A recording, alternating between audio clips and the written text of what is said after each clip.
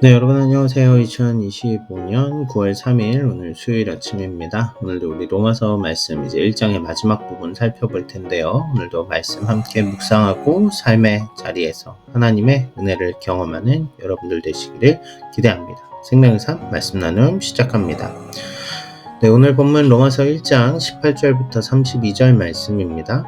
하나님의 진노가 불의로 진리를 막는 사람들의 모든 경건하지 않음과 불의에 대하여 하늘로부터 나타나나니 이는 하나님을 알만한 것이 그들 속에 보임이라. 하나님께서 이를 그들에게 보이셨느니라. 창세로부터 그의 보이지 아니하는 것들 곧 그의 영원하신 능력과 신성이 그가 만드신 만물에 분명히 보여 알려졌나니 그러므로 그들이 핑계하지 못할지니라.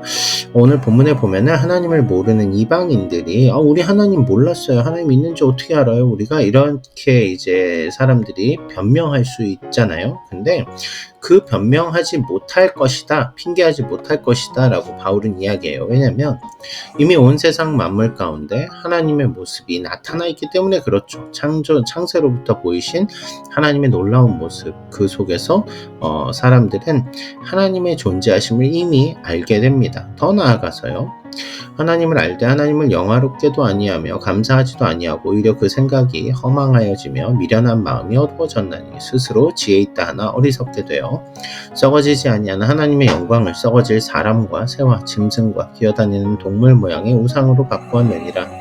이는 그들이 하나님의 진리를 거짓 것으로 바꾸어 피조물을 조물주보다 더 경배하고 섬김이라. 주는 곧 영원히 찬송한 이시로다. 사람들이 하나님이 계시다라는 것을 분명히 인지할 수 있죠. 무슨 얘기냐면 이 신인식에 대한 겁니다. 분명히 내가 나쁜 일을 하면 안 되겠구나, 내가 착하게 살아야겠구나, 뭐 이런 양심들이 바로 거기서 나오는데요. 문제는 하나님이 기뻐하시는 그 삶을 살기보다 사람들은 하나님의 존재에 대한 인식이 있음에도 불구하고 자기 멋대로 살고 하나님이 아닌 다른 것들에 자신의 마음을 쏟아부으며 그것들을 경배하며 섬기며 살아가더라는 거죠.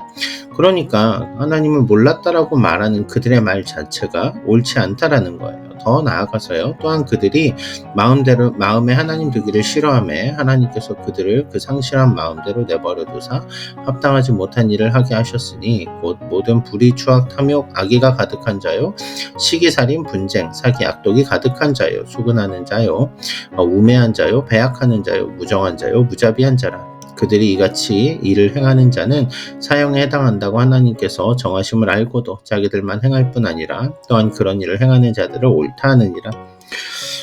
결국 그들은 무엇이 죄인지 그들의 양심이 알거든요. 알면서도 양심에 거리낌이 없이 그냥 행동하고 살아요. 무슨 얘기죠?